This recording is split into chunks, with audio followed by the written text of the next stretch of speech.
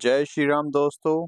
मैं अपने गुरु परमपिता परमेश्वर भगवान शिव के चरणों में कोटि कोटि नमन कर उन्हें प्रणाम करता हूँ। मेरे गुरु आप सभी पर और मेरे परिवार पर अपनी कृपा दृष्टि हमेशा बनाए रखें। हर हर महादेव।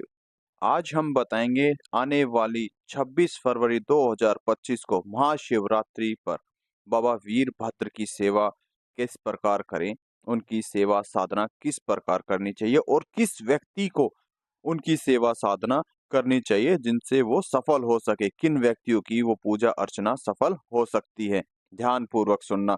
और बाबा वीरभद्र की सेवा करने से, साधना करने से आपको क्या फल प्राप्त होंगे। बाबा वीरभद्र की सेवा साधना करने से बाबा की असीम कृपा प्राप्त होती है।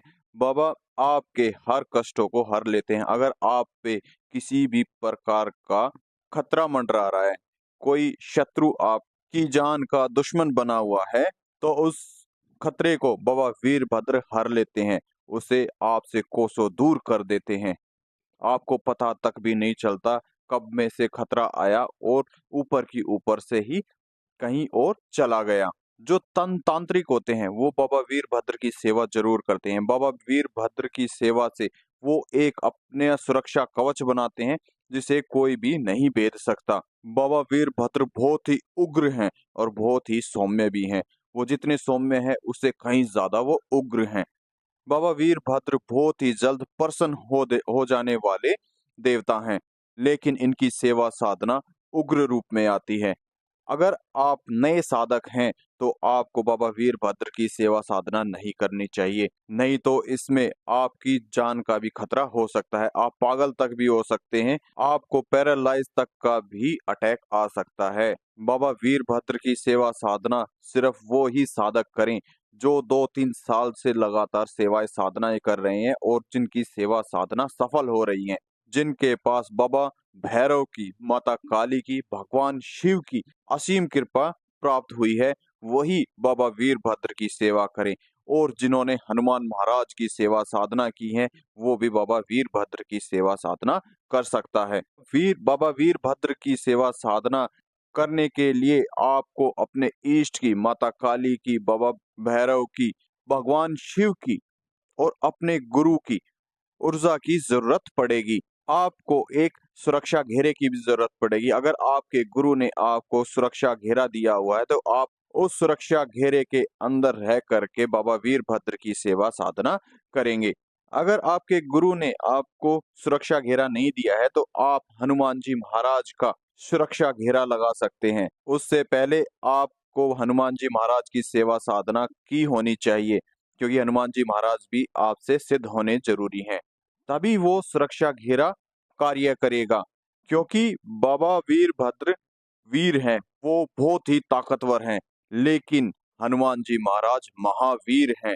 उनसे बड़ा वीर इस धरा पर और कोई नहीं है। बाबा वीरभद्र के वेग को रोकने के लिए हनुमान जी महाराज का आपने सहारा जरूर लेना होगा। उनकी सुरक्षा में ही आपने बाबा वीरभद्र की सेवा साधना शुरू करनी है।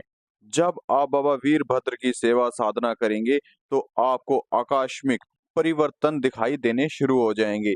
आज जोर जोर से हवाएं चलने लग जाएंगी, आपको किसी के बोलने तक की भी आवाज आ सकती है। आपने घबराना नहीं है और अपनी पूजा सेवा शुरू रखनी है। अपनी साधना, जो आप मंत्र जाप कर रहे हैं, उस मंत्रों का उच्चारण नहीं रोकना है और घबरा करके, डर के अपने सुरक्षा घेरे से बाहर नहीं आना है। ये सब आपकी परीक्षाएं होती हैं और बहुत सी नेगेटिव शक्तियां भी होती हैं जो इस प्रकार की हरकतें करती हैं। वो नहीं चाहेंगी कि आप बाबा वीरभद्र की सेवा साधना पूर्ण करें, उनका आशीर्वाद प्राप्त कर सके, क्योंकि आप बाबा वीरभद्र की सेवा साधना करके, उनका आशीर्वाद प्राप्त करके किसी भी प्रकार की नेगेटिविटी को दूर कर सकते हैं और आप किसी का भी अहित भी कर सकते हैं, क्योंकि बाबा वीरभद्र हर कार्य करने में सक्षम है और वो कार्य तुरंत होगा, उसमें कोई भी विलंब नहीं करते हैं। ये तो रहा आपकी सुरक्षा घेरा और बाबा वीरभद्र क्या क्या कार्य कर सकते हैं। अब हम आपको बताएंगे कि बाबा वीरभद्र की सेवा साधना किस प्रकार से शुरू करें। आगे बढ़ने से पहले जो भाई बहन हमारे इस मंत्र चिकित्सा चैनल पर नए आए हैं वो हमारे चैनल को लाइक करें, शेयर करें, सब्सक्राइब करें ताकि आपके साथ साथ आपके घर परिवार वाले अपनी समस्याओं का समाधान ढूंढ सकें। और जो भाई बहन सेवा साधना करना चाहता है, गुरु की शरण में आकर के सेवा साधना करना चाहता है, वो हमसे संपर्क कर सकता है, हमारे टेलीग्राम व्हाट्सएप चैनल से जुड़ सकता है। बहुत ही जल्द सेवाएं साधनाएं कराएंगे, क्लासेस देंगे। हर हर महादेव। आपको किस विधि से आपने बाबा वीरभद्र की सेवा करनी है? आपने सुबह ब्रह्म मुहूर्त में उठ के स्नान आदि करके अपने घर के मंदिर की साफ सफाई करनी है और आपने एक फोटो बाबा वीरभद्र की अपने मंदिर में स्थापित करनी है लाल कपड़े पर। और साथ में एक लाल कपड़े पर भगवान शिव की फोटो या फिर शिवलिंग को भी स्थापित करना है, क्योंकि भगवान शिव के बगैर आप बाबा वीरभद्र की कृपा नहीं प्राप्त कर सकते। इसके बाद आपने 2 दीप जगाने हैं, एक भगवान शिव के लिए, एक बाबा वीरभद्र के लिए। ये दोनों दीप घी के होंगे और अखंड दीप जगा सकते हैं। अगर आप अखंड दीप नहीं जगा सकते हैं तो एक दीप अखंड ज़रूर जगाना है आपने। वो अखंड दीप भगवान शिव के लिए होगा और बाबा वीरभद्र के लिए आपने सुबह शाम का दीप जगाना होगा। अपने लिए लाल आसन लेना है, उसी पर विराजमान होकर के आपने ये दीप जगाना है और अब बाबा को स्थापित करना है। एक रुद्राक्ष की माला लेनी है जिससे आपने जाप करने हैं। दीप जगा करके आपने भगवान शिव की स्तुति करनी है, भगवान शिव की आरती करनी है, भगवान शिव की चालीसा का पाठ करना है।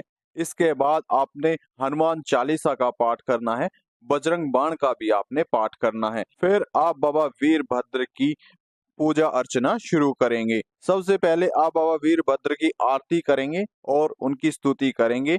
उसके बाद आप बाबा वीरभद्र की चालीसा का पाठ करेंगे। इसके बाद आप मंत्रों का जाप शुरू करेंगे। ये 3 दिवसीय साधना है। 3 दिन तक 21 माला सुबह, 21 माला शाम को बाबा वीरभद्र के मंत्रों का जाप आपने निरंतर करना है। सेवा साधना शुरू करने से पहले आपने अपना नाम, माता का नाम, पिता का नाम, अपना गोत्र बताते हुए, स्थान बताते हुए संकल्प लेना है।